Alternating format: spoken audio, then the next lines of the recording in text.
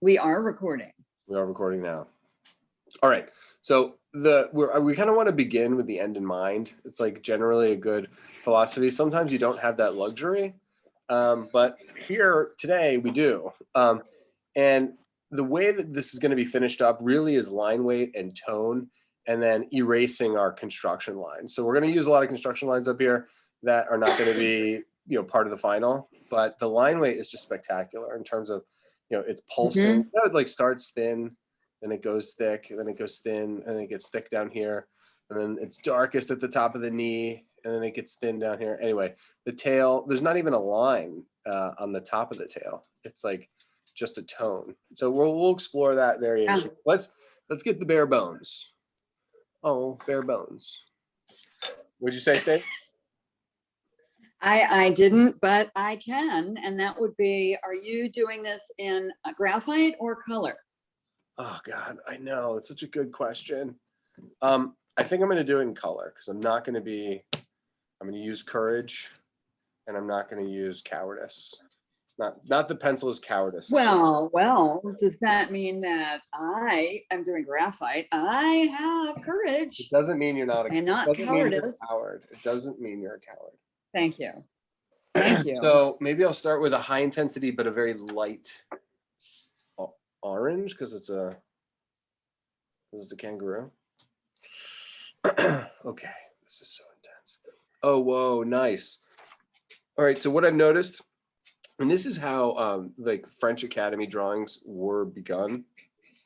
They would start with. See it. Do you see the dot that's in the very middle of the composition? This might be the very middle of the page. So I'm going to start with this little crisscross here, and that's going to represent kind of this point at the top of the knee. So I suspect if you start with that middle, he gave us this dominant diagonal, which is this, this large thrust that goes from the back of the tail all the way through to the front of the neck, which is really kind of nice. It also gives us the center of balance, which gives us the knee and the ankle of the what is the left leg, and then the middle of the foot. Yeah, this is the left leg, and then this is the right leg, and it gives us the middle of the right leg and the back of the left leg. So that's a lot. So the center line gets the center point gets us this vertical, and then also gets us this diagonal.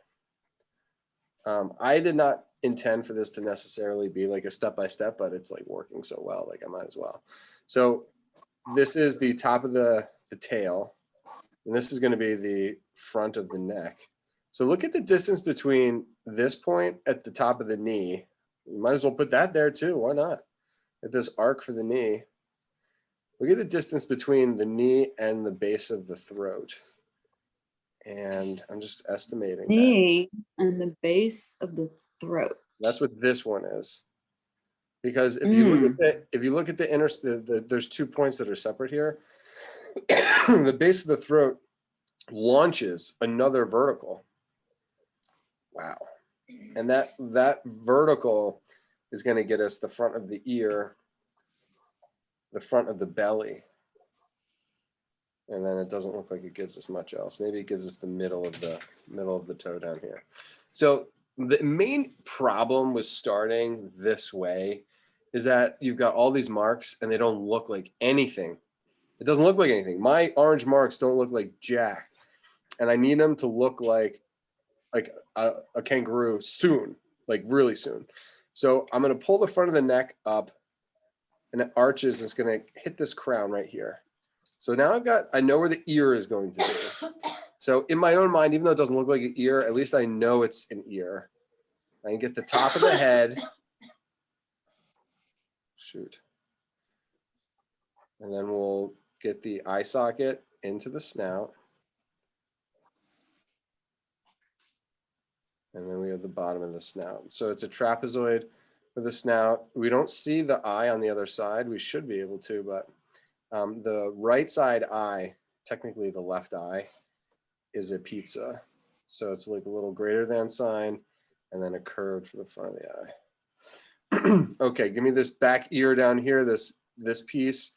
And then we have ourselves a kangaroo, at least a head. I mean, at least it's a head.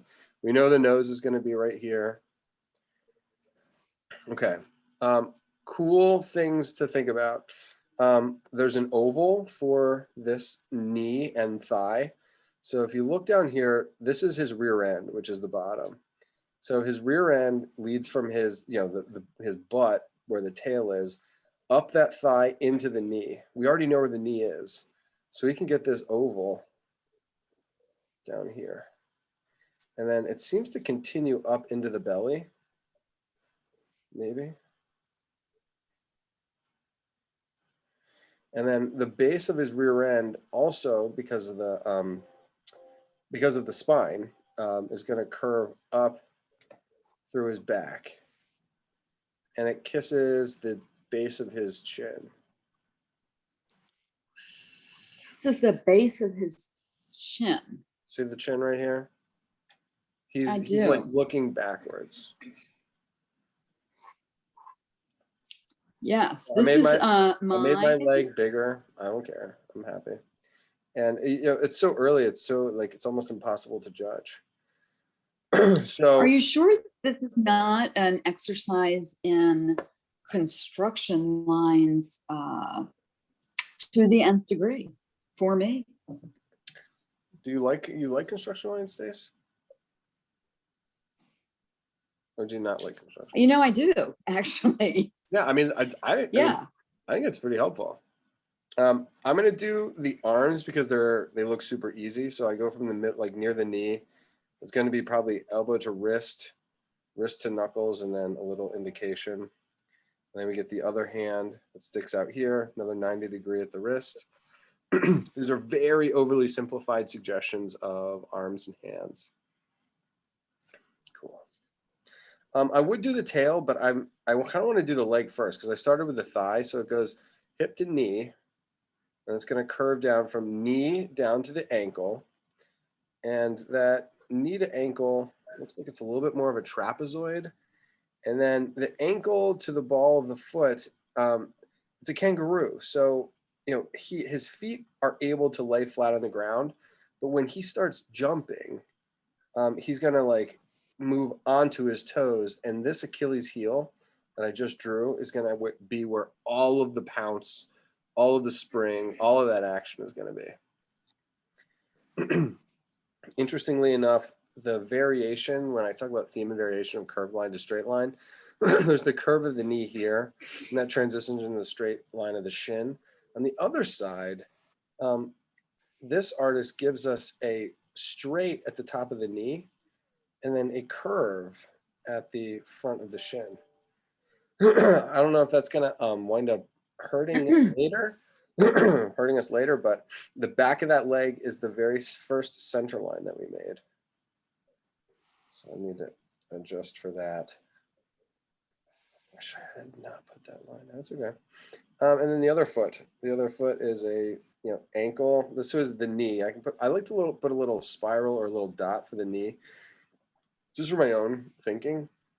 And then knee to ankle, Achilles heel, knee to ankle, and then here's the bottom of this guy's foot.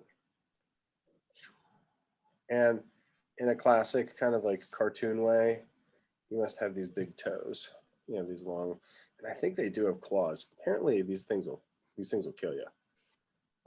They're just so strong, and whatever kind of nail they have for the toenails, they're just the strongest things.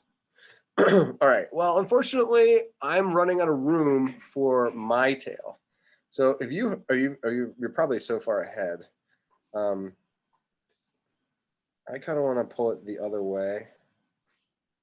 I can do that. Wow. Am I allowed? Is that work? Does it work? I don't know. Yeah, it does. Looks like trouble to me. Am I forgetting any lines? I don't think so. For what we have here, I think I've got it. Now, my only issue is, see, I should have used graphite. Can I erase the color pencil? Yes. I can erase it. Trevor? No, I can't really. I'll have to color on top of it. Maybe I'll make the whole,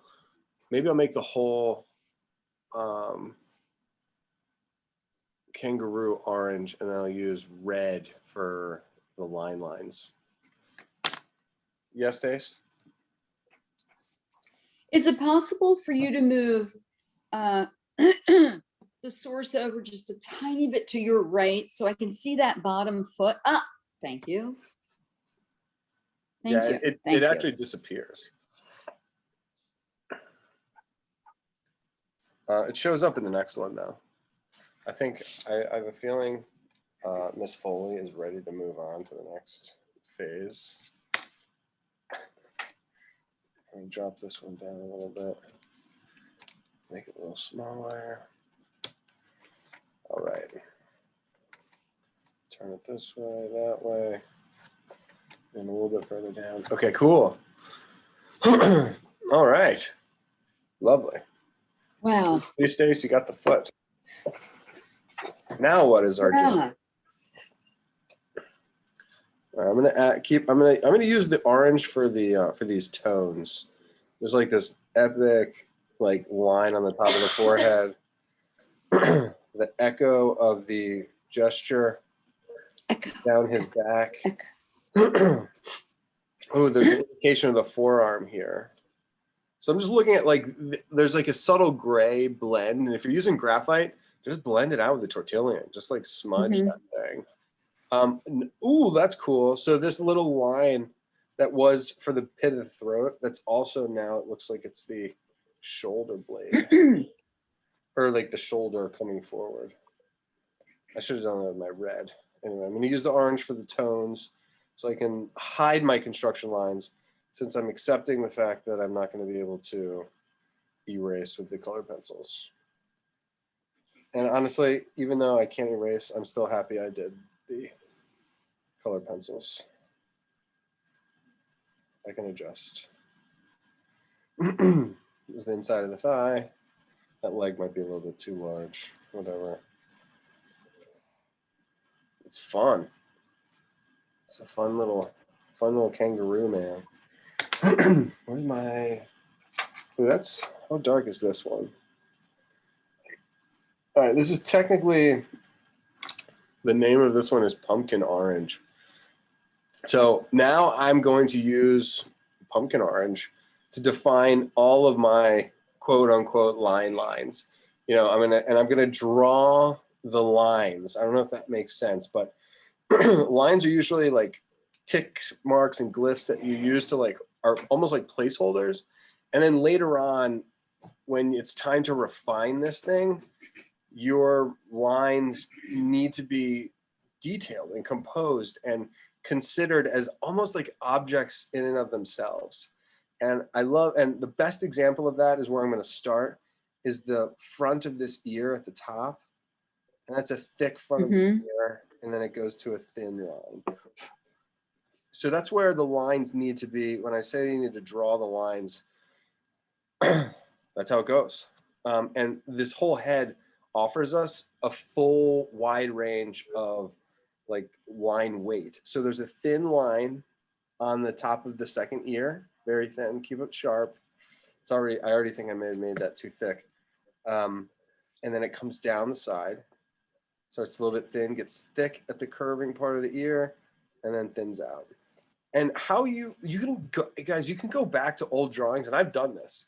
You can go back to old drawings, and just after everything's drawn, and you're like, you know, something's not right, or something is right, or something's working, but you can actually just go back to your lines and then think, okay, well, if I thickened them up in certain areas, like at the back of the neck here, and then instead of making it one straight line, make it one straight line that goes from a thick part to a thin part, and it'll give you that variation that is really gorgeous. And then the line can also disappear. That's what's crazy about, that's what I was trying to get to with the ear, and then leading into the forehead. Like, it breaks, there's a break, there's a rest where it doesn't actually connect. I love that. I love that. This is reminding me a little bit of Hokusoi. Totally. Yeah, I agree. And this would also be really nice for like a print. Ew, Bailey. Mm-hmm. Oh my God. Are you sure he doesn't have to go Be back nice out? to Bailey. I'm being nice to Bailey. He's not being nice to me. He's drowning out all the oxygen with his gas. Oh. Be nice to Bailey. Okay. All right. I've got dark nodes for the eyes. Very haunting, actually. And then the nose occupies the whole front of that snout. And there's no indication. I'm going to sharpen my pencil. Sorry, guys. It's going to be loud. Automatic shut off. Life is good. I'm going to do this thin line. No, I spoke too soon.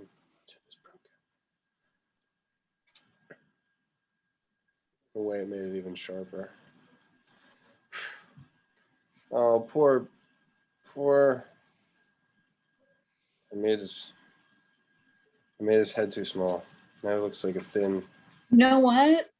I had to go back and make mine larger. And I don't think I made it large enough. Yeah. So I don't know. Bummer. I think it'll be okay. It's all right. No, I mean, how often do you really see a kangaroo? I can't wait to have my first art student from Australia. Do you know, I was just talking to a friend of mine about a friend of mine in Australia before this class. Well, do they want to take art classes via Zoom? You should ask. The Australian friend or the friend I was speaking to, or either. Anybody. Guys, spread the word. I will spread the word. So the next line is just like kind of the home run, I would say. I don't know how else to describe it, but I'm looking at the arc from his back. It comes down from the nose, comes down the back, hits the thigh, does not disconnect, comes up through the back of the thigh to the knee, comes through the front of the knee, all the way down the shin into the foot. And unbelievable.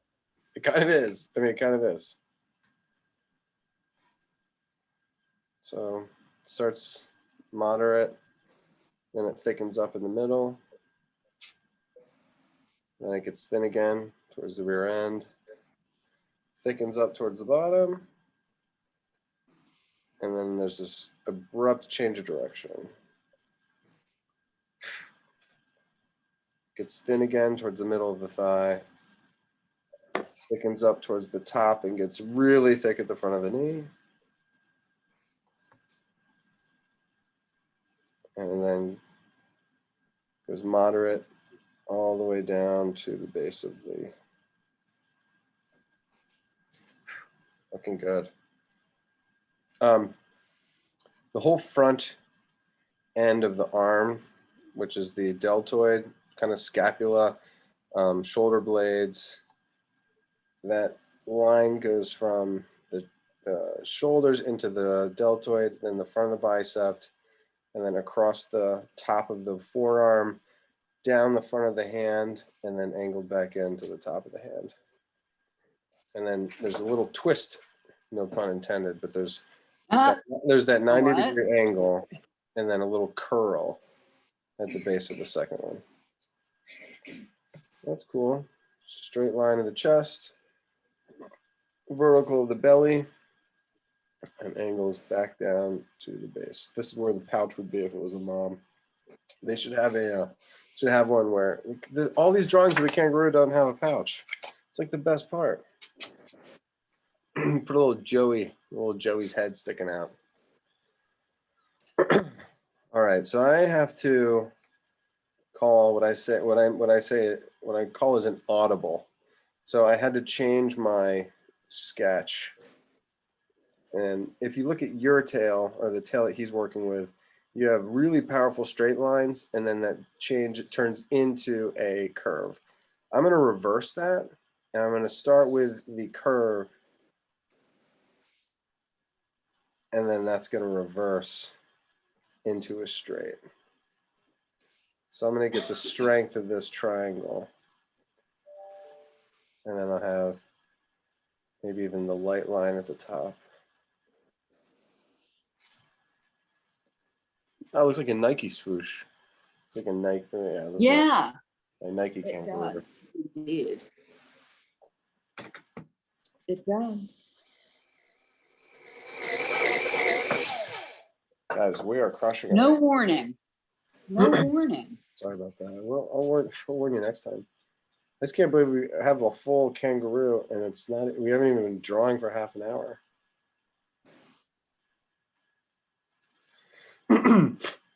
So this is what I was telling my kids yesterday. We have if you guys want faster or whatever, just embellish on it. You know, make it better. I probably am going a little bit too slow for some of y'all, but I just added a some details here in the elbow and in the forearm, and that looks good. You could probably add a couple more colors.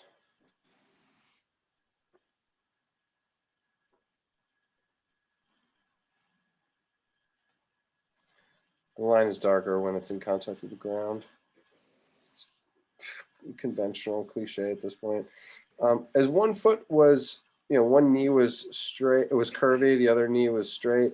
One foot is straight, the other foot is curvy. So there's that counterbalance. So I've got the straight foot here, and then I can do the curved foot on this side. And I probably could have anticipated that a little bit more.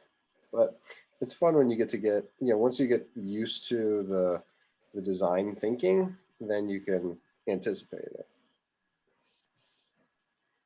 I mean, look at that. It's such a professional image.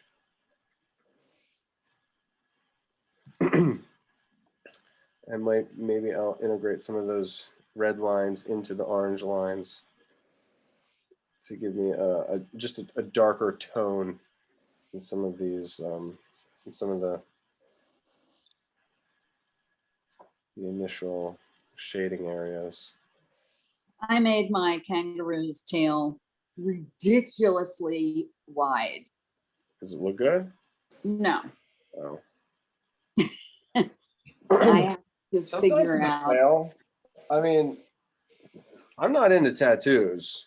I mean, I don't have one. I'll never get one.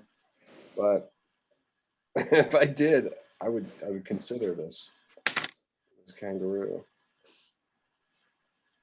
Really? I mean, no. It's just, I feel like because there's only two tones, I mean, it's really only just a light tone and a dark line, and the line is very line heavy. You know, tattoos are usually line heavy drawings. Yes. And, you know, so when, and tone works, it's just, it only works well when it's supported by the, like, you know, the rigid line, not rigid lines, but well realized lines.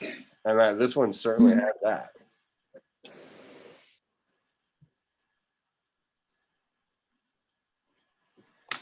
I like the little kick at the end. Ooh, kick. How's everyone doing?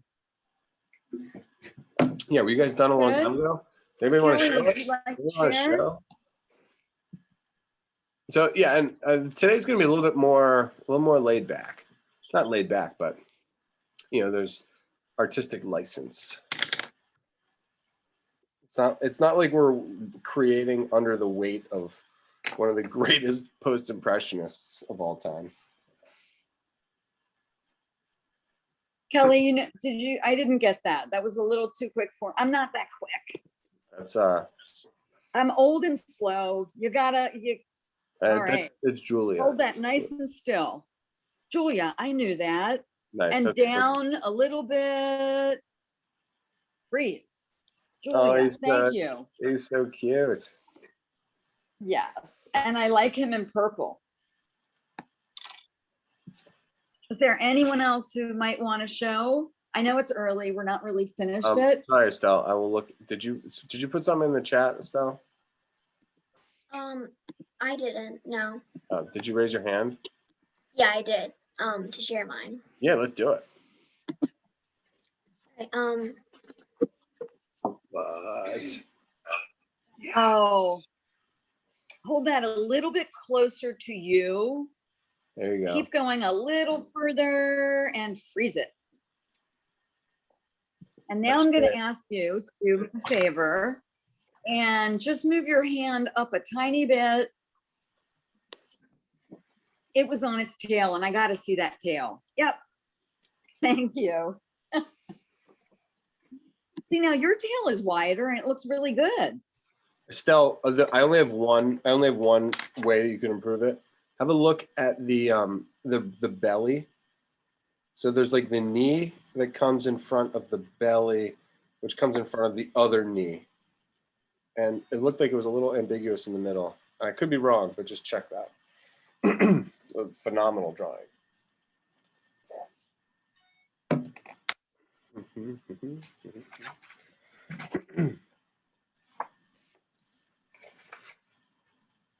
Oh my gosh. There's this crazy warthog. There's a crazy warthog. It might be too hard. Is that possible? For this class? No.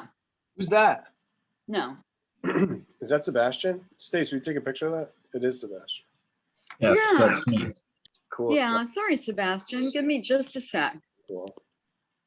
Oh, nice. Hold that nice and still. Mr. Messick, if you did it, I'd love to see it if you got it. Very nice. I like I'm how not everyone... too proud of the way it looks. I mean, that's okay. You don't have to show. I would still like to see it. And besides, this was a warm-up anyway.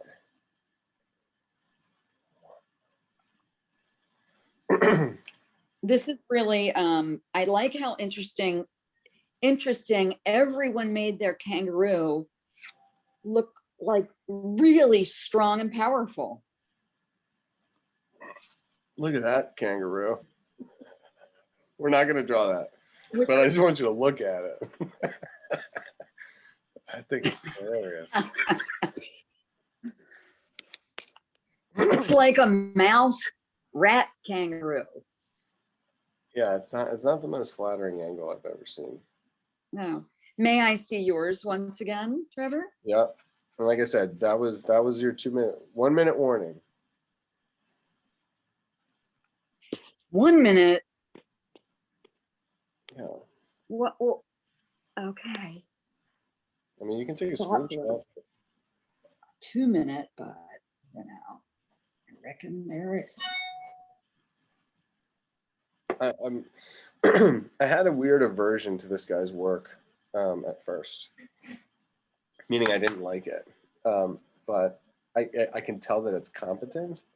So I'm just this is what I do. This is how I figure out what's going on.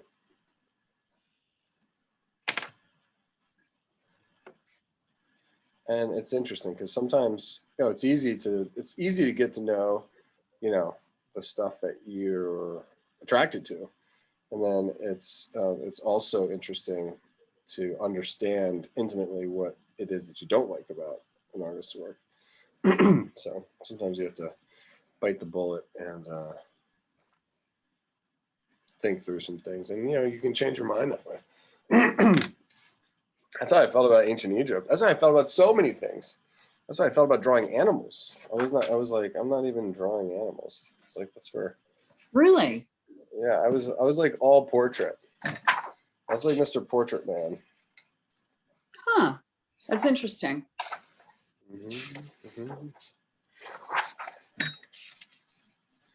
Oh, look at that line work. Dude, should we? Oh my gosh.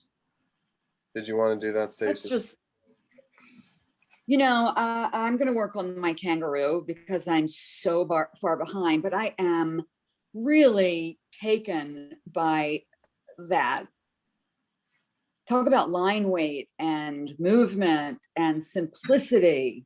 Yeah, it's the same style. Oh, there's the Cocker Spaniel. Mm. Such a handsome guy. So Who is this guy? Cute. this is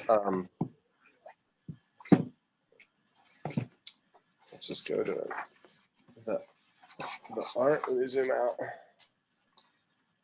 The Art of Animal Drawing by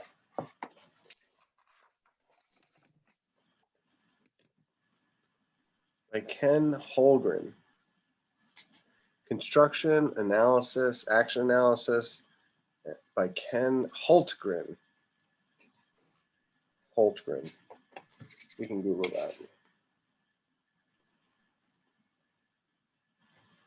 This is not the same. Did we get the artist name on the kangaroo? It's all the same artist, this whole book. Oh. Yeah. Holtgren. Ken Holtgren. My guess is that he talks like John Nagby.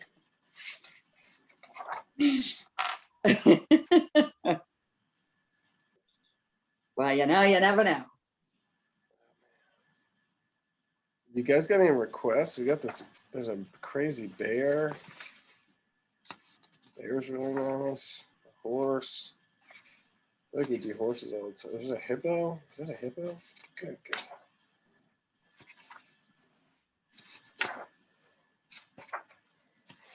I kind of want to try this. Let's try one more. Let's just try one more confidence builder. Let's try this bear. We'll do a. What's the constellation?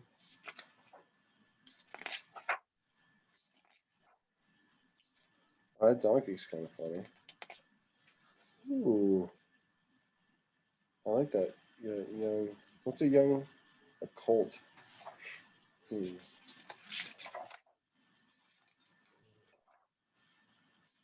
wonder if this guy was Disney. Look at that little Bambi. Wow. Oh.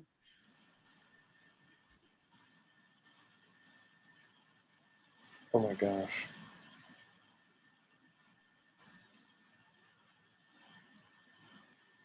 What caught your eye? This panther, this like jaguar, Panther or and then this thing also. Look at the deer caricatures. wow. Really pretty. Yeah, they really are. Let's do. Can we do the? Do you guys care if we do the deer caricature? We'll do like it's like a very similar style than what we just did. I really like this man's work. Yeah, no, I do too. I do too a lot. Okay, so we'll start with where we'll start with where we're going, and we can anticipate it. It looks like it's a lot heavier.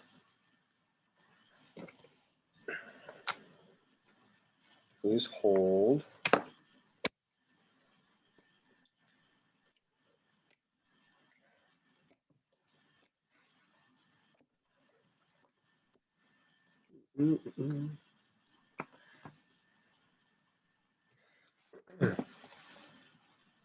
Yeah, that's a good one. I like. We could definitely select the ones that he did in this style. Wow. The lion's head is out of control. Wow. Okay. Let's try this guy. So that's very I feel like you guys can't see it, but it's nice. Maybe I'll just leave it on the whole time. Put that up here. Put this. Maybe that's too high.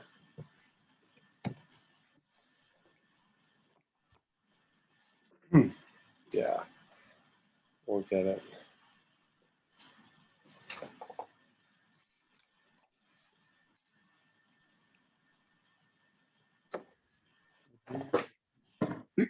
What color are you going to use?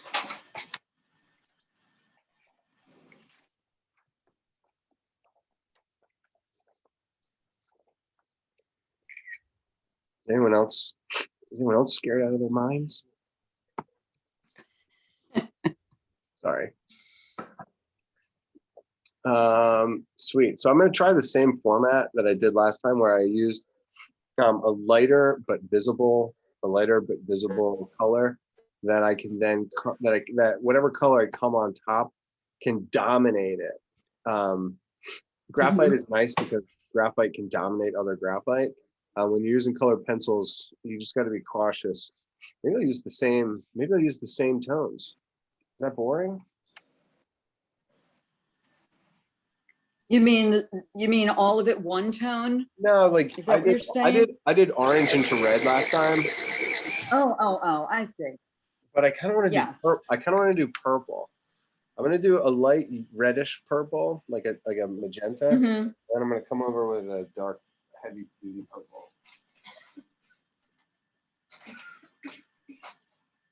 Yeah, I was heavily influenced by Julia's purple.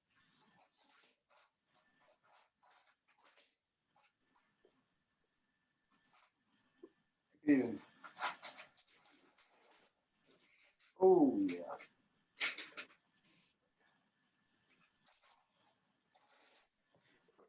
All right, I think we're good. Here's my spread. So I can just talk about my colors just for a second. I've got this magenta that I'm sticking out here, the one in the peak. I think I'm going to use that to warm up with. Then the other colors are so dark that you can't even tell. The top two, let me separate those two. Those top two, the bottom one is like a bluish purple, and then the top is black, like straight up black. It just says it. And then the bottom two, one is like a darker reddish purple, and then the other one is like it's just called straight violet. What's this one say? Yeah, a dioxazine purple. So that's what I'll do. I'm just gonna go call it out right now. Okay, so the top of the top of this is black. Underneath that is dioxazine purple. Even in oil paints, dioxazine purple is one of the deepest values. So it's a purple, but it's one of the darkest purples. And you can put it up against black, and if you don't tint it like with any other lighter colors, it just is so dark that it's hard to even tell that it is purple. So I think that once I use that dioxazine purple on top of the white paper, because the color pencil is thin, the paper shows through, you're automatically tinting it.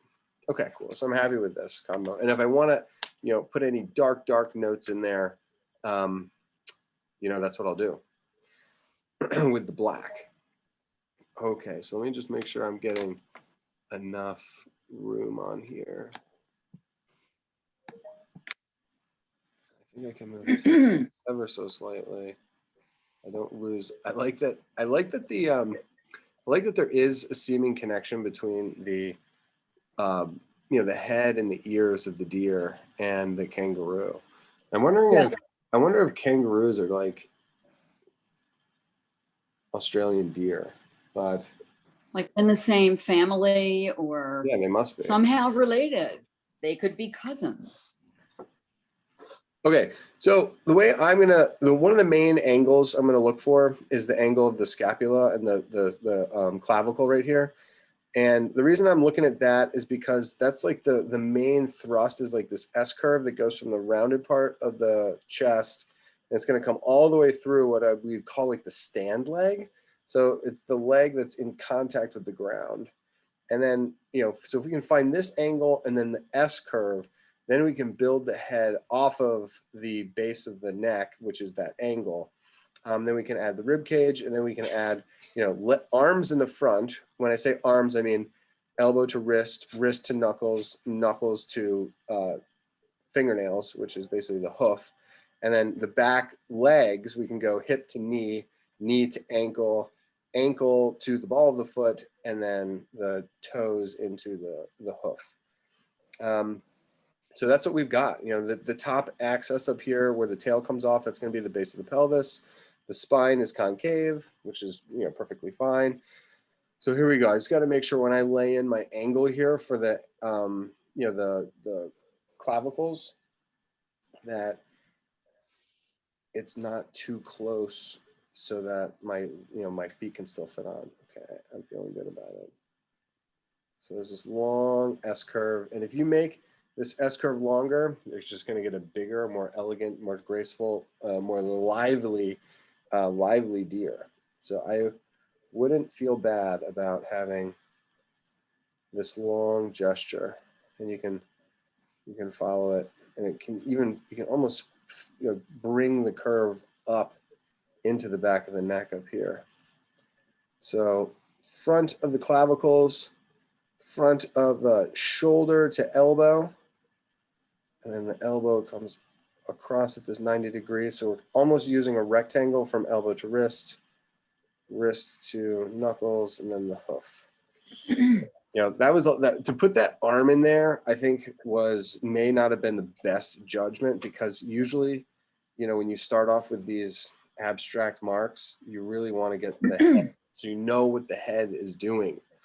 All right, so I've got this angle, which I'm starting from, so I can do the front of the neck, which honestly, there's a curve to it, but it feels straighter. And then we can do the, oh, that is cool. Okay, so the neck, the front of the neck from the clavicles, it starts at a curve and goes straight. And then at the back of the clavicle, it goes straight and then it curves up into the head. Yeah, these lines are beautiful.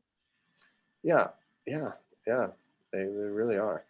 And then how it gets, I feel like the finished version, it reminds me of like a deer, like under moonlight or something. Yes, I see that. Okay, curves in. We're gonna get a little top of the head, and then we get this, you know, really commanding angle, which gives us both the left side of the ear, as well as from ear all the way to the nose. And it looks like there's a little angle for the brow ridge, and then of course the nose to jaw.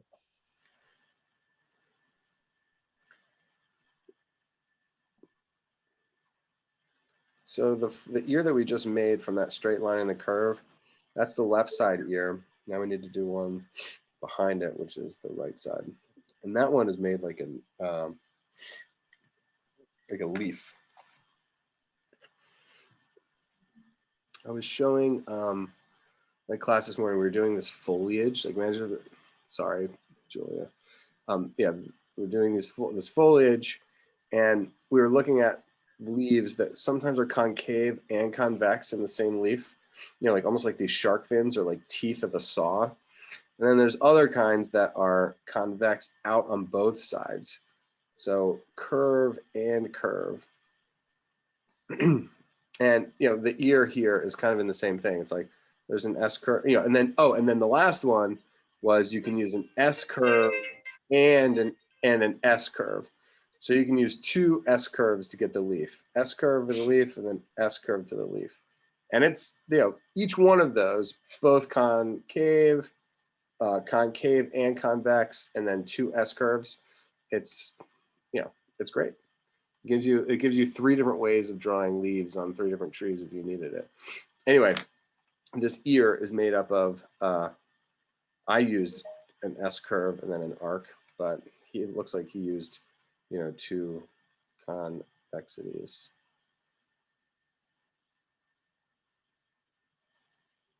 Groovy. And I was kind of right. If you look internally in the structure here, you find this little thin line here. You find this curve for the rib cage. This little bump right here, I believe, is the scapula. So if I put that little line in there, that's the shoulder blades. And then, you know, there's an oval here for the rib cage. And then from in between, I always am trying to be, when I draw animals that are four-legged, whatever that means, you know, walk on all fours, I try to observe the distance, because in different positions, the distance is either really close or really far away. So the elbow down here and the knee over here. So we get the bottom of the rib cage, and then because the legs, his legs are kicked back really far, this is the knee right here. So we've got his trapezoid of his thigh. And I'm just observing how far apart the elbow is to the knee. And it looks like the S curve of the large thing, you know, almost links up the elbow and the knee together. So just by default, I got the front of the thigh, and then that thigh turns into the knee. So I can draw that and put a little dot for the knee. And then it goes up from knee into the ankle.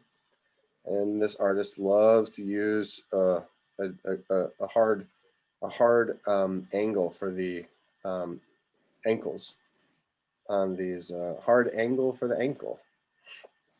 At least he did in the whatever it's called, Kangaroo. Kangaroo. Yeah. And then unfortunately you have to like look through my little things down there, and there's the hips are up here where the tail is. Hips to knee, knee to ankle, ankle to the ball of the foot, which I might have made a little too long, and then the ball of the foot to the hoof. And it's not a horse, so the deer have very, it's almost like the deer's legs are like cylinders going straight to the ground, almost like they're tap dancing. And when they're on pavement, they're very clumsy. Okay. This is the elbow to wrist, wrist to knee. They got there. Echo it on this side. Elbow, which you don't see, angles up to the wrist. The wrist angles down to the joint at the finger, and then it turns, goes up there.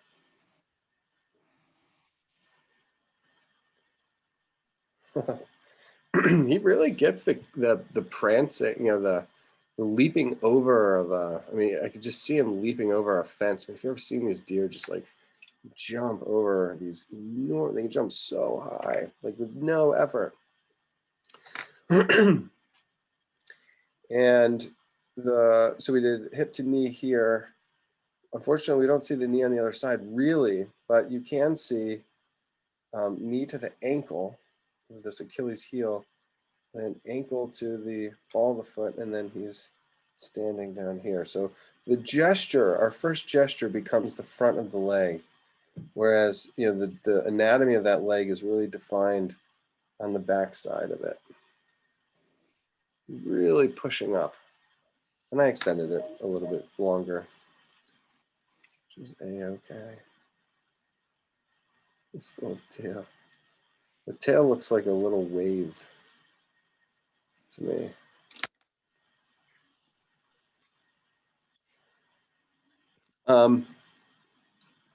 The spine might be a little bit kind of more well observed than you might think.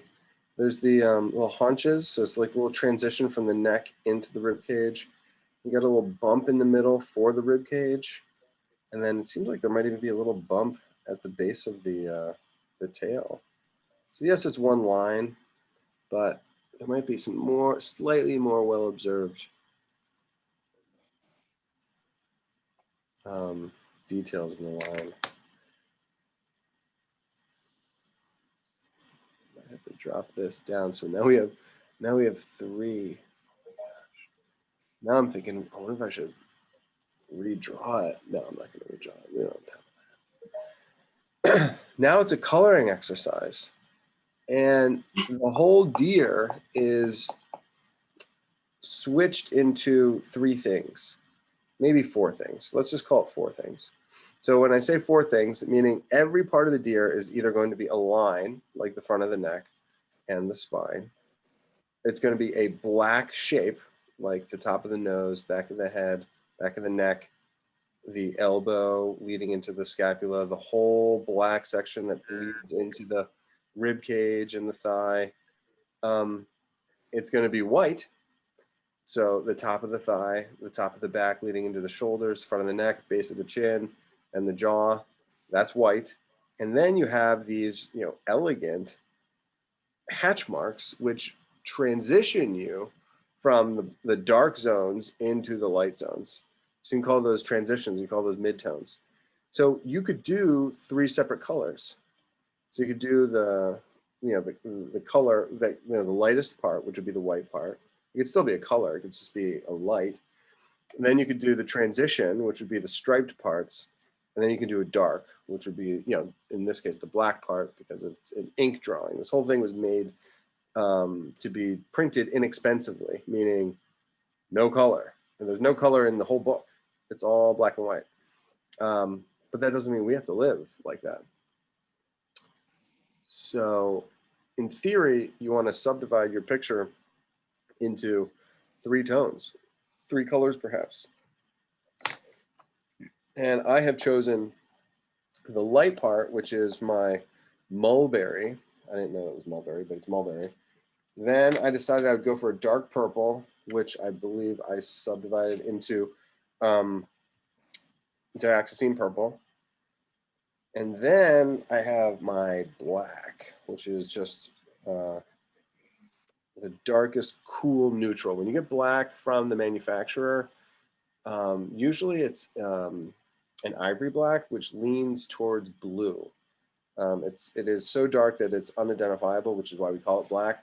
But every color has a version of black. So you can have a green black, you can have a blue black, a red black, orange black. Black is just, again, a generic term that we use for colors that are so dark that you can't tell what piece of pie on the color wheel they go into. And there's only 6, there's only 6 colors on the color wheel. So it's got to fit into one of them. All right. I'm scared. All right, I think I'm gonna start off with a little bit of tone, because I know that I'm not gonna leave any white of the paper showing on my deer. So I'm gonna put a mid-tone, which is going to be this mulberry, which is gonna be the lightest. And it's gonna bring a lot of unity, I think. And I mean, you can see the elegance of just simply a dark mulberry line and a light mulberry line. It's like with color pencils, sometimes that's all you need. It's like heavy marks and a light tone. And this could live and everyone would be happy. Maybe not everybody. Ooh, that thigh. You'd think you'd see some of that thigh back there of the bright leg. All right, let's try this. And remember, I'm able to, blend, at least 3 colors. So I'm going to use this dioxazine purple for transitions. So any place that I have this angled straight line parallel.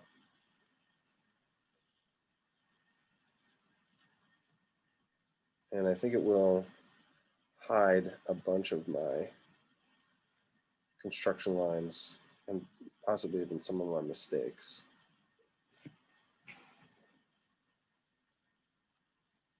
Hey, Kristen. Oh, never mind.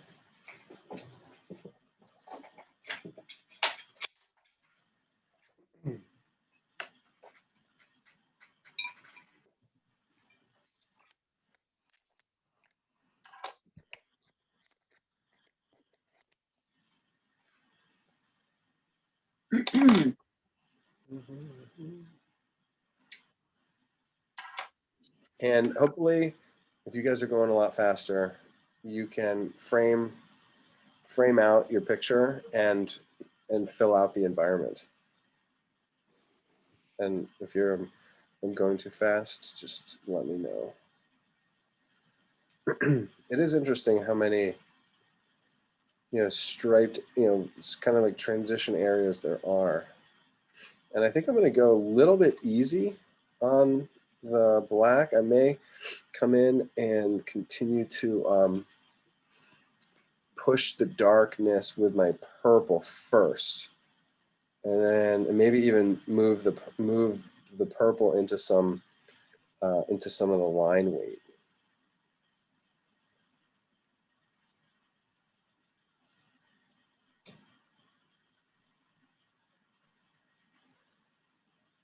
Oh, that's a nice little hoof. Very sharp toes.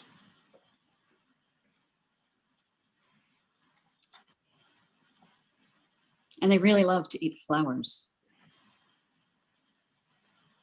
Well, deer are scavengers. They will eat anything. They'll even eat meat. Oh. They'll even eat meat if they find it. Really? Mm-hmm. Didn't know that.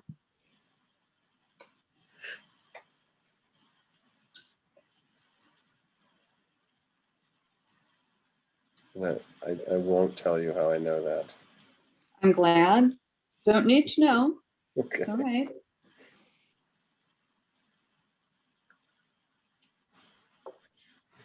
Yeah, coloring your own drawing can be very therapeutic, actually.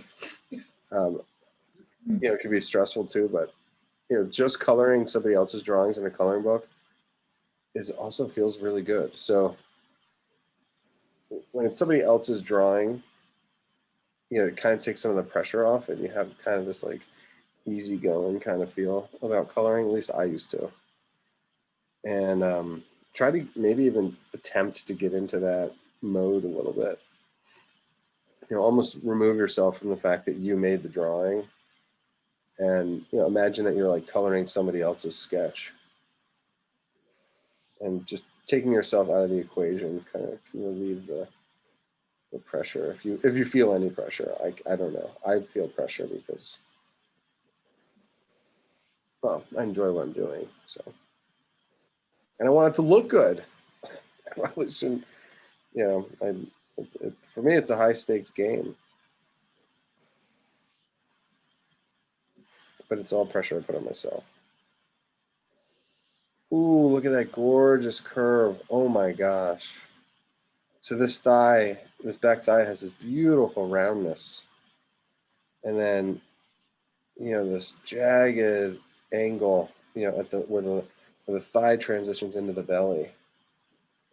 And then it goes nice and round again, not quite as round, but then you got another arc on the top of this shoulder. Goodness. And who knows? I mean, this dioxazine purple goes so dark that perhaps there may not even need to be any darks. But I suspect I'll get in there. Oh, the belly, the rib cage into the soft part of the belly, leading into where that knee comes in front of it. A very gorgeous S curve, which I think does come, from nature to a degree. A lot of times when you're looking at nature, you think to yourself about, at least I do, I'm like, where are the straights, where are the curves? And, sometimes it's obvious where there's straight lines. Sometimes it's super obvious where there's curves. And where there's an S curve and an obvious one, it's like a free answer. And, the bottom of, I can just imagine the rib cage of my dog leading into his belly. It exists in nature, and it's almost like a freebie. Rather than, these legs, which are like, yeah, they're curved and they're straight and they're straight and there's curve and they're, who knows what the right answer is. And if you decide, the right answer is really the one that you decide. I think that's where people are like, there's no wrong answers. It's like, well, things can look ugly for sure. But, there's ways of making it work, whether using straight lines or curved lines. And there's a way to make it harmonious no matter what ratio of straights to curves you employ. Honestly, it's bigger deal that you're just making a decision. Yeah. I understand that. Like the first mark on a paper. Mm-hmm. Yeah, and just see where it takes you. But I like the general order that I like to do is to get one of the major angles set up, and then one of the major curves set up. And if once both of them are kind of incorporated, then the rest of the picture seems to fall into place. Oh, dark on that arm. Can you see how dark? There's no black in here. And depending on how the camera focuses, whether it chooses to focus on a light area or a dark area, the dioxazine purple almost reads like it's black because it goes so dark.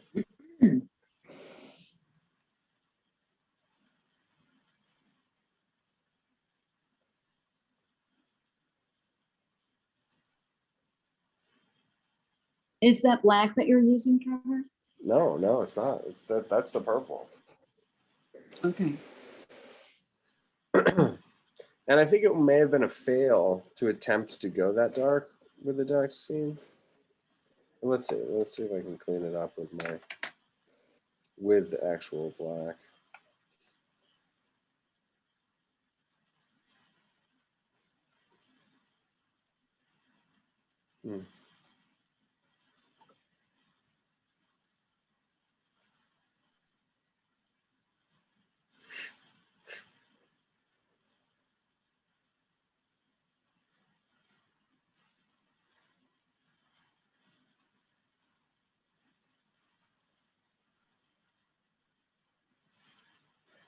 Maybe I'll use some dark in the eyes.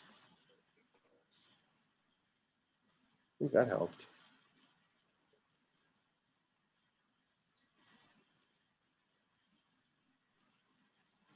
Okay. I need to excuse myself and tend to my puppy. Can That was Tucker. So much better. Good. So much better. Thank you. Mm-hmm. Can I see, would anyone like to share? Even if you're not finished, that's okay. And if you don't want to, that's okay. Anybody finish their, let's see, Julia. Whoa. I knew that, Julia. Oh, get out of here.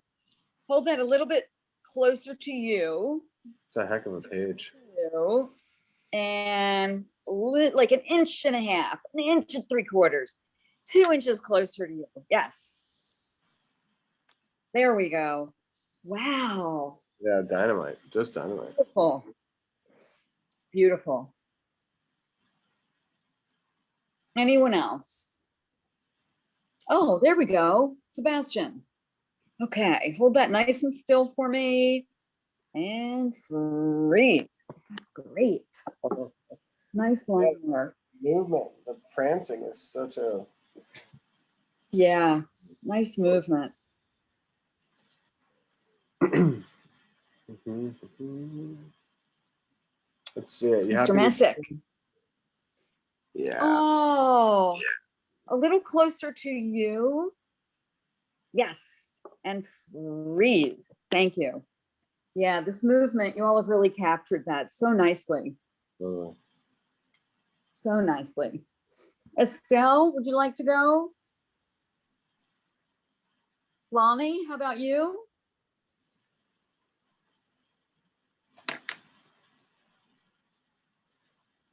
Okay, Trevor, I will see you shortly. I'm going to run out. Oh, sure. Yes. Is that Mr. Messick with a question?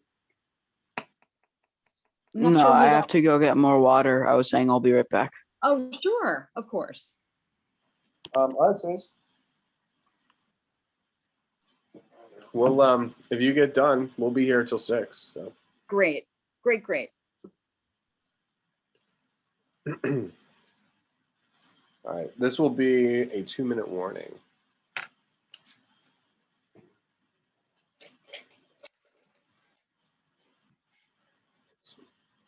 Get some grass in here.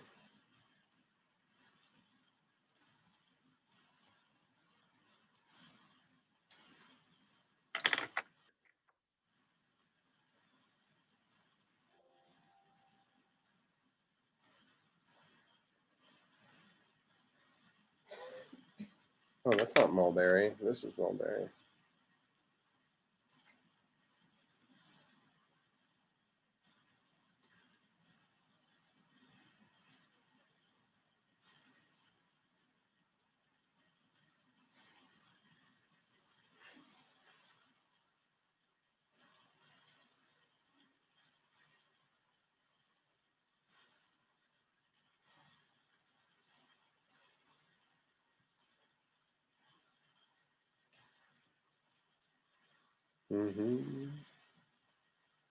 Mm-hmm.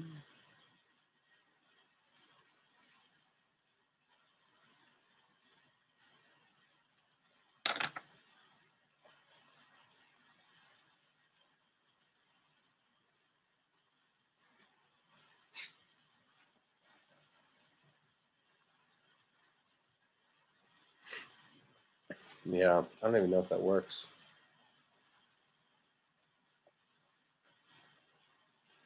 Oh, it doesn't not work, but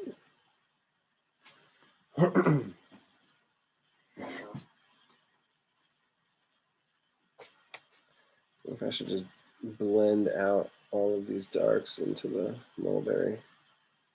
Maybe the mulberry will be the unifying.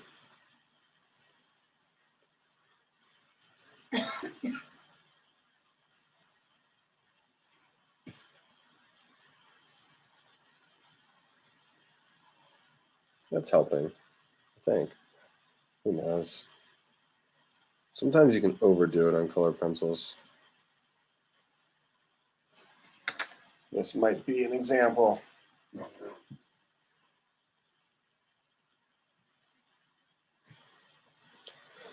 Well, it's worth a try. I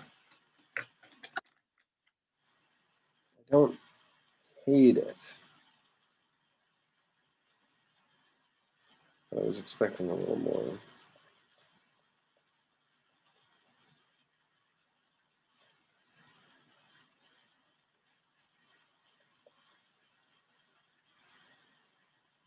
Yeah, this is the time when if it's not working, like I got nothing to lose.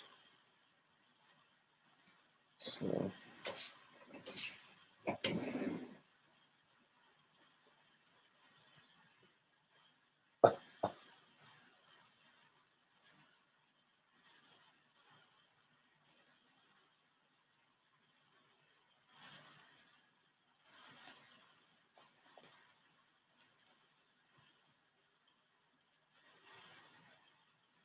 All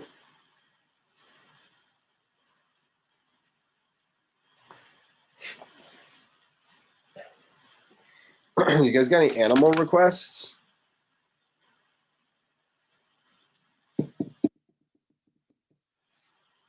Can we do some big cats like panthers and stuff? Yeah. And this one is on the exact same page. Are you down for that? I love this guy.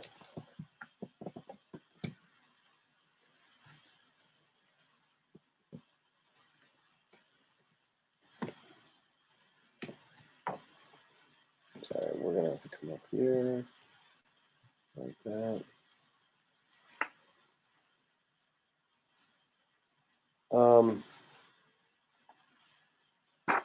So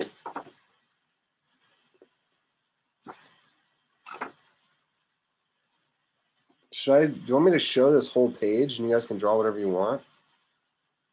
Because there's this one, which is like kind of this is the one that I was thinking about teaching, sketching, but then look at this next page.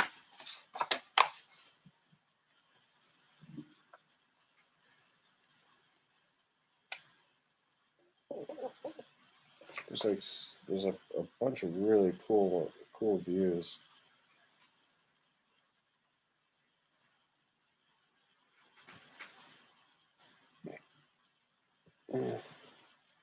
Julie, do you have an opinion? Not like them all. I know.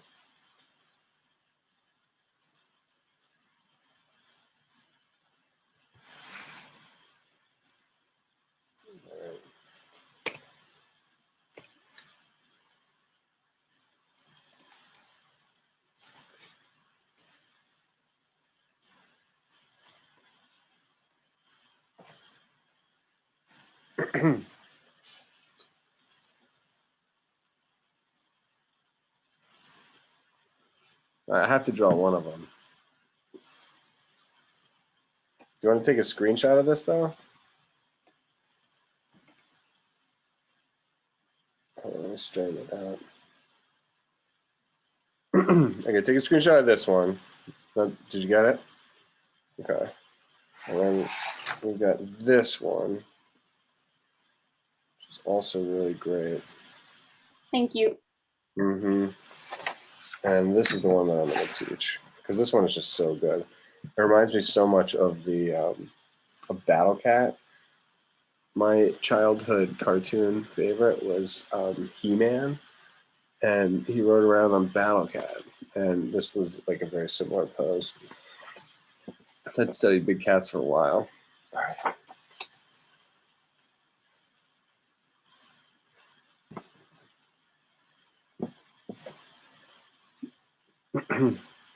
So it looks to me like there's a the way the main design component of this thing, the main gesture, is from this back leg, it arches all the way to this front leg. You see that in there? And that must make like some kind of almost like a symbolic arc. So maybe I'll do. We don't have any finishing. We don't have any finishing lines. I guess we have this one.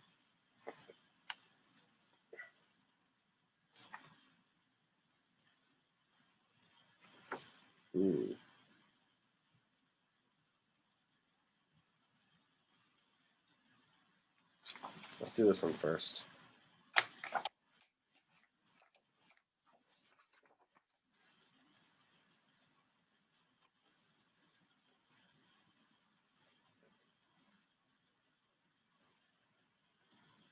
He's so good.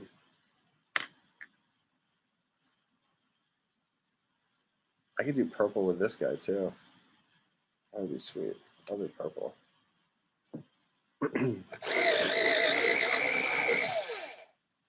I can't get enough of this mulberry. All right, my paper ends right here.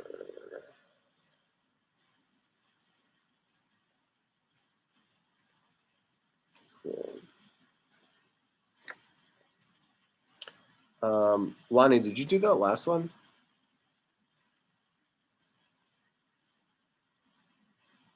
The kangaroo. Yeah, the kangaroo and or the deer. I did do the kangaroo.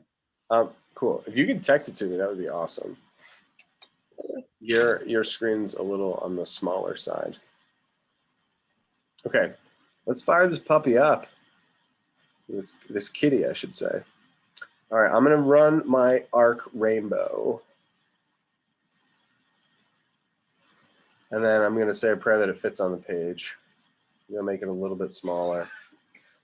One of the major, oh, this is fun. Okay, so we've got there's the arc that runs from foot to foot. And then do you see this, like the egg shape that exists inside the shoulders and the rib cage of our panther? I'm gonna put that rib cage in here as an egg.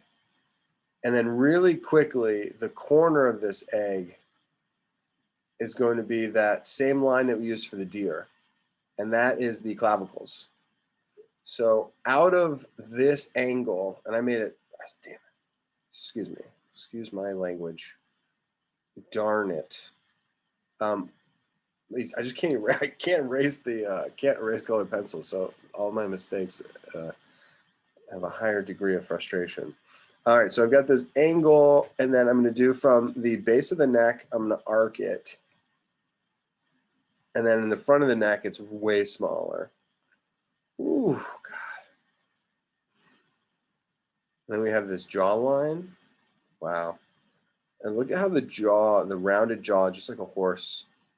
And then that like kicks, the top of that jawline hits the top of the ears. So what I'm trying to do here is I'm attempting to get the eyes, nose, mouth, and ears. But in order to get to those, I have to go through the neck because I needed to see, the whole. So I started with the like foot to foot. Then I got like the base of the neck. Now I'm coming up to the neck so that I can get to the eyes, nose, mouth. So from the neck, I get to the jaw.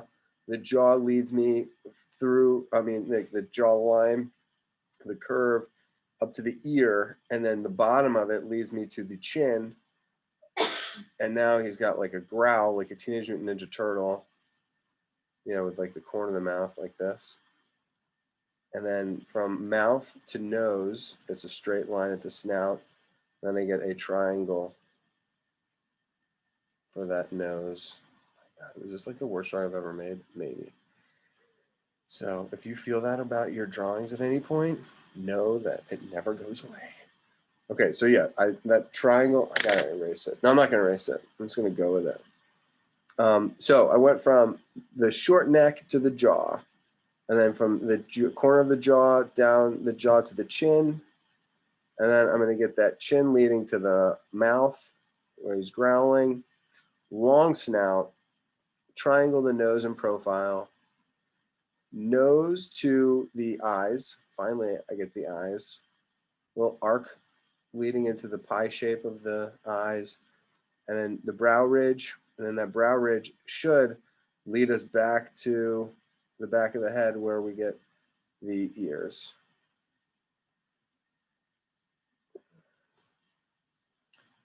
I don't know why it seems like there's such a narrow distance between the eyes and the ear. There should be more. Maybe the jaw's just is bigger, and then the ear comes back further. Well, that might do the trick. That helps. I moved the ear back.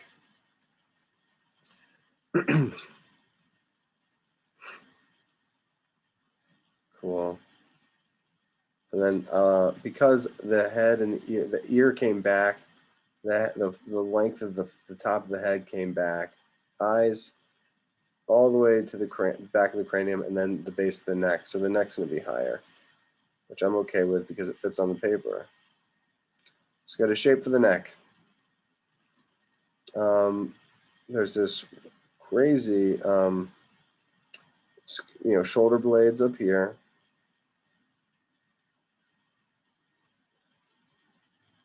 And then the flat part of his spine. So remember, if you think about a cat, their shoulder blades come up, and then you can put your fingers right between them, and they'll you have to when you put your fingers between the scapula of a cat, you almost have to push them out of the way.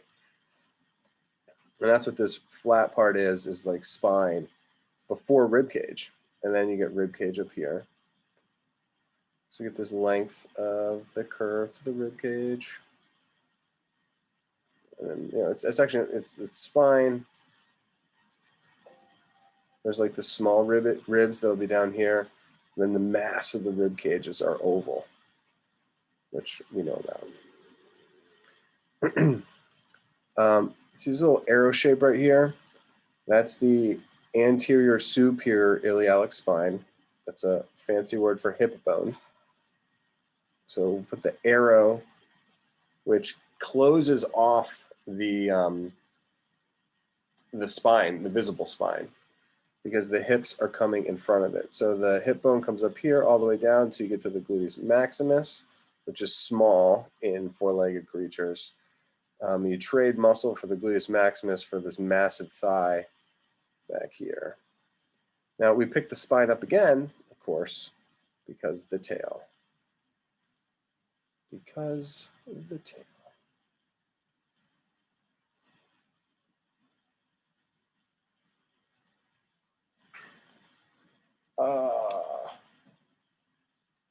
I was excited that it fit on my paper, but it didn't fit on the Zoom screen.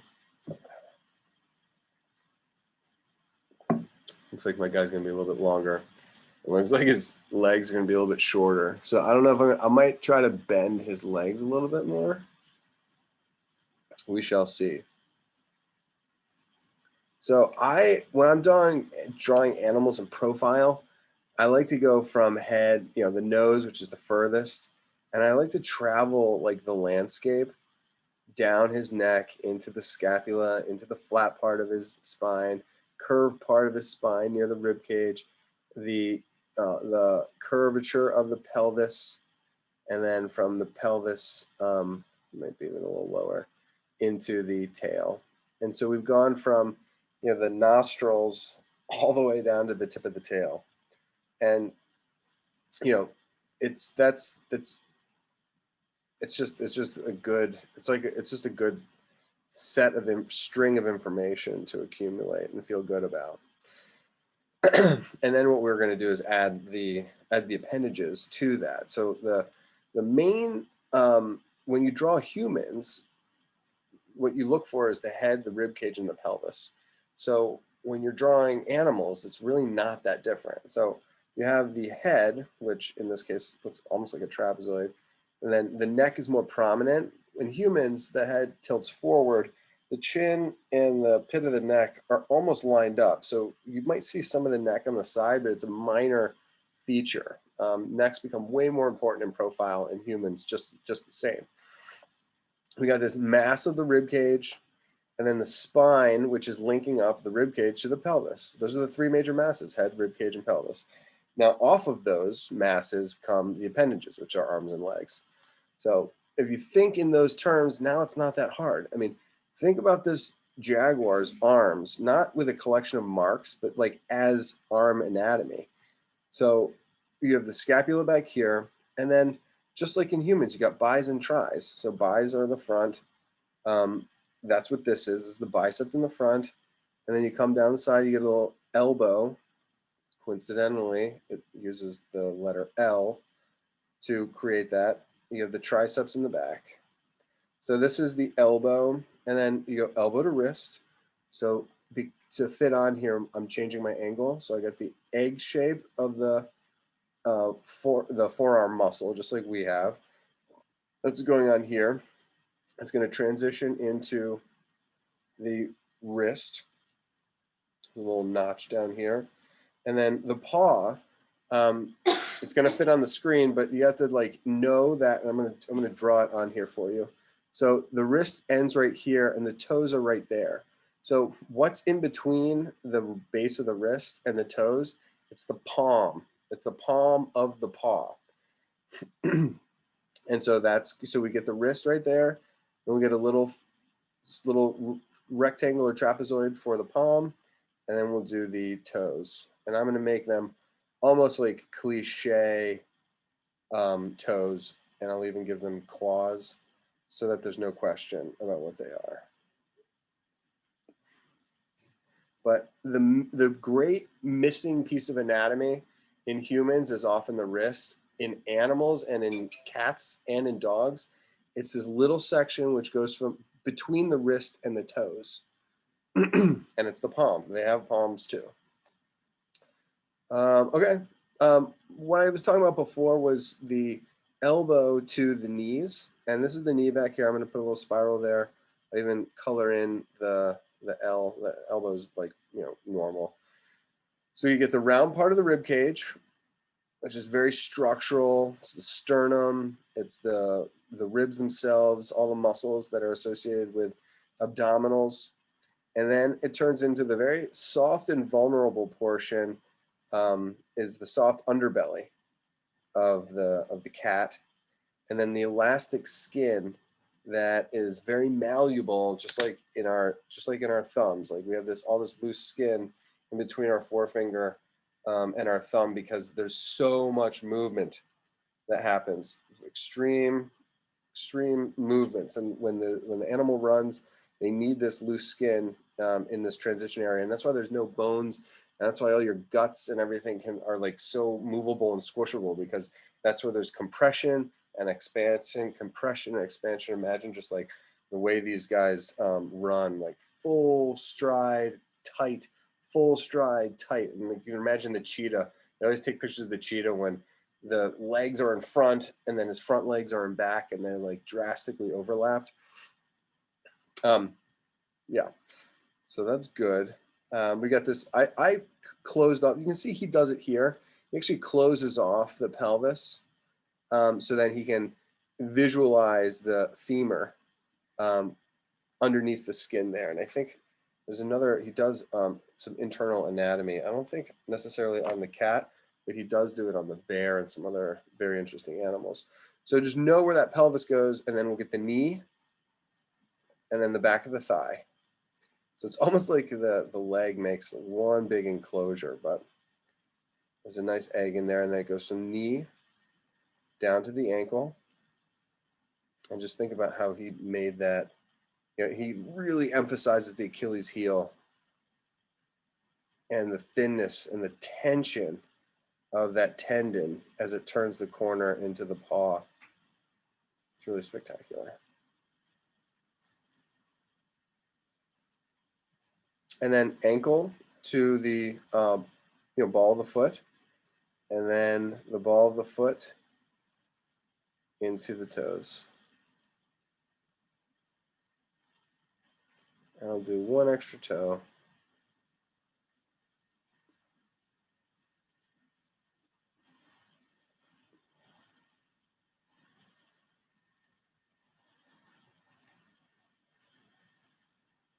He looks my figure, my cat looks unnaturally spread, and it's because he is.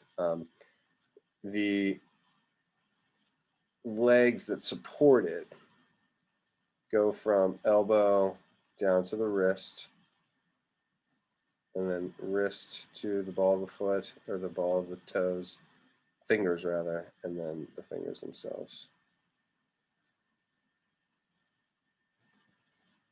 So the support, and of course my legs are a little stumpy because they don't fit on here. I warned you of that.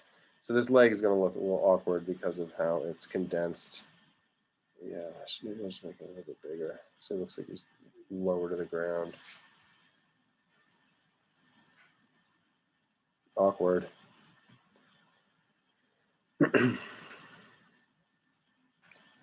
So hip to this knee, knee to this ankle, ankle to the ball of foot, and then the toes. That back leg looks way better. Nice. So I tried to keep the length, but I made it more zigzaggy, so it took up more real estate. So that he could be lower to the ground, but still have a similar mass in those legs.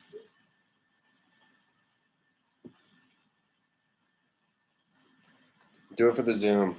I ain't gonna do it. Do it for the Zoom. I ain't gonna do it. He uses that beautiful device when you thicken the line at the bottom because it's in shadow. Makes the top line lighter.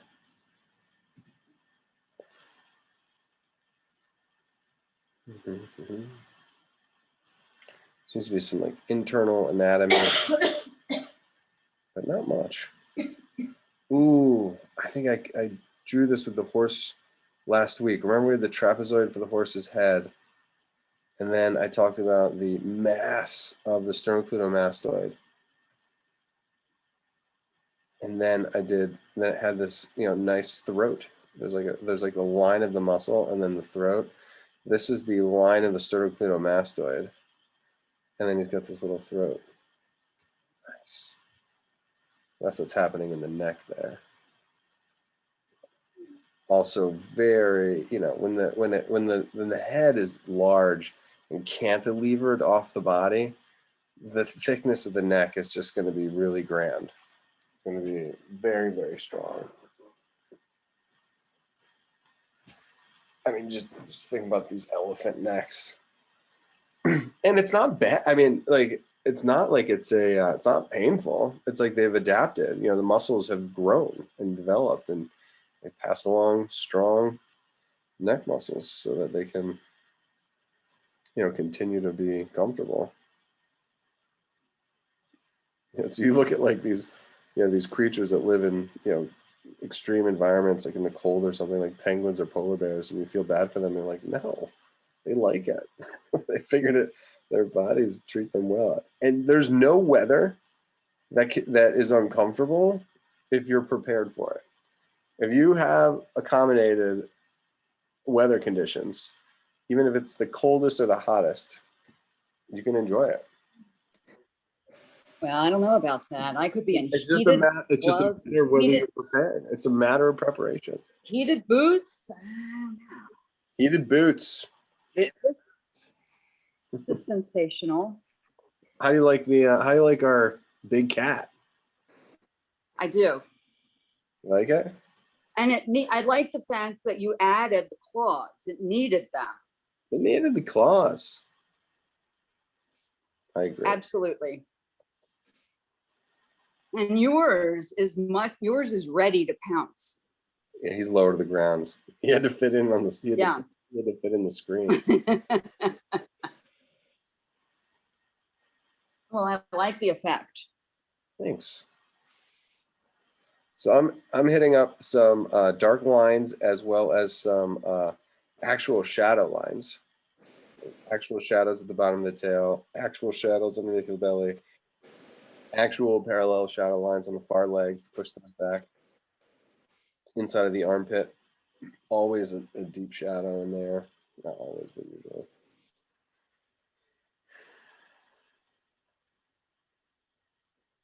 It's handsome. It's a handsome sketch. Now whether I can turn him into a tiger or not, I don't know.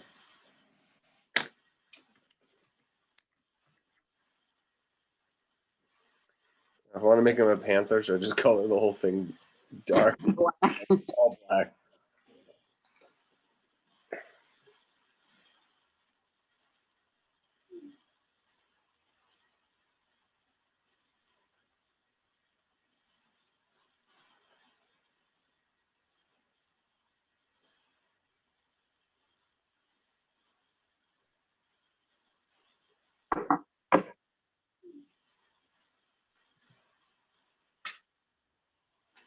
Julia, are you finished? I'm drawing some more. Okay.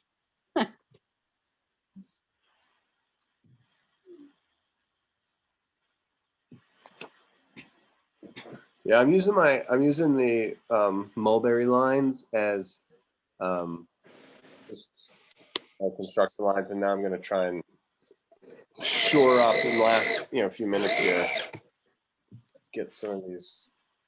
It's just like kind of clean up some of my lines. And if I'm sure, then I'll be sure.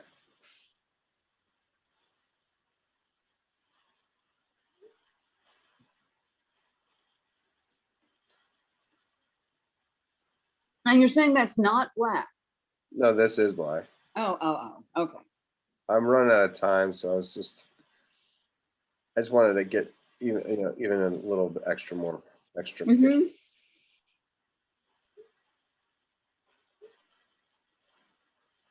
Talk about a beautiful S curve. Mm-hmm. Oh, on the belly. Yeah. Yeah.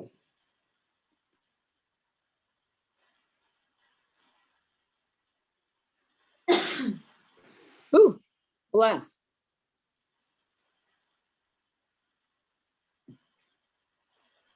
That's Kristen's cough sneeze.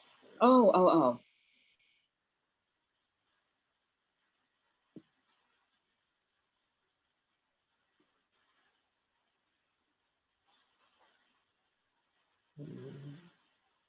Yeah, it's ready for a snack. There's no doubt.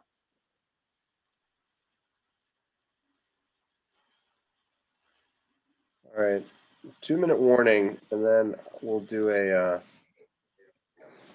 little Show. show. Yeah. Ow.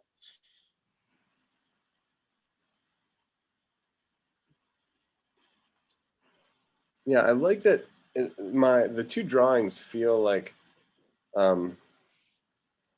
it's almost like mine is low, and then you ever seen a fox, or when the fox is hunting and he pulls his head up like this because he can hear it, he's about to pounce on the mouse beneath the snow. It looks like my guy is low, and then he arched his back a little bit and his head tilted down. They feel like they could be just instants, a short instant apart from one another. Yeah, it reminds me of pictures in a flip book. Yeah.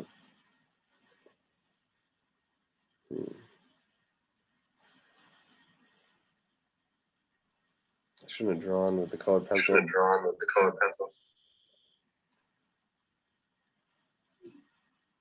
don't think there's a recovery from it. It's okay.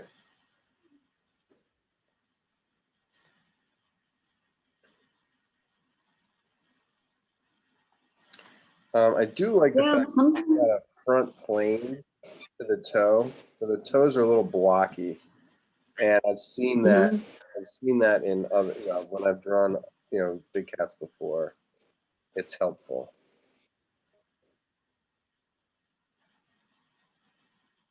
There are times when I prefer to see the construction lines. Yeah.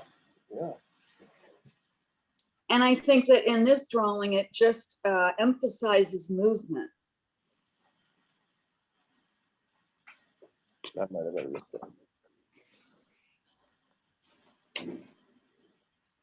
I have 557. Oh, yeah, sorry.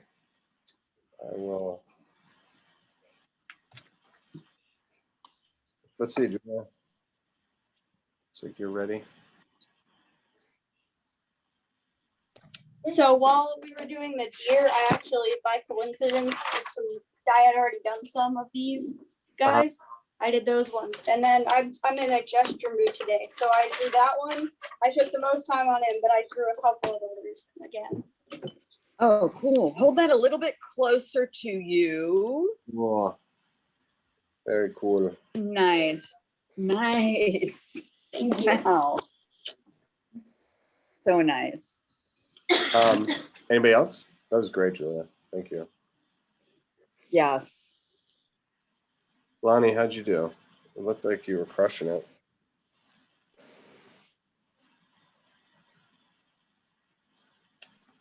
I didn't actually draw the panther. I drew something else. Is it still? Is Can we have a look? it worth seeing?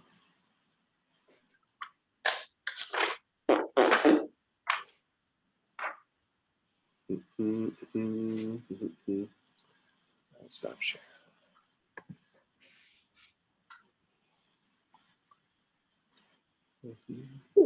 Oh yeah. Oh, Reminds me of the like Nightmare Before Christmas.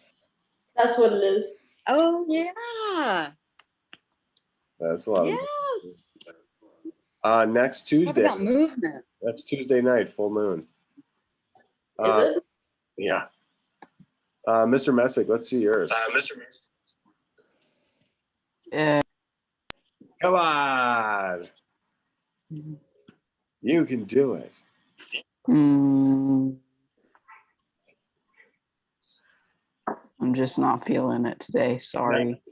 Good days, bad days. Everybody's got them. That's okay. Sebastian, can we see yours? I actually didn't draw the panther either, but I drew like a sea serpent thingy. Can you see it? Yes, I can. Oh yeah. Yeah. Got a nice picture of it too. I see the. Yeah. Did you do the deer? You did. Right? I did. Those other two. I stopped the share so I can actually see on a larger scale. And then Estelle, you're next. Here's my deer. I was a little scared to go full dark. Yeah, it's okay. Ease into it. That's great. How about the kangaroo? So nice.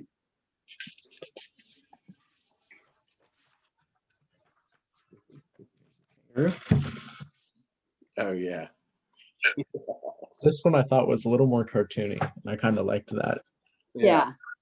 I mean, it is. I mean, that whole other page was, really illustrated, or what they called them. I think he called them caricatures, something like that. Yeah. Yeah. Estelle, do you want to show, or how you feeling?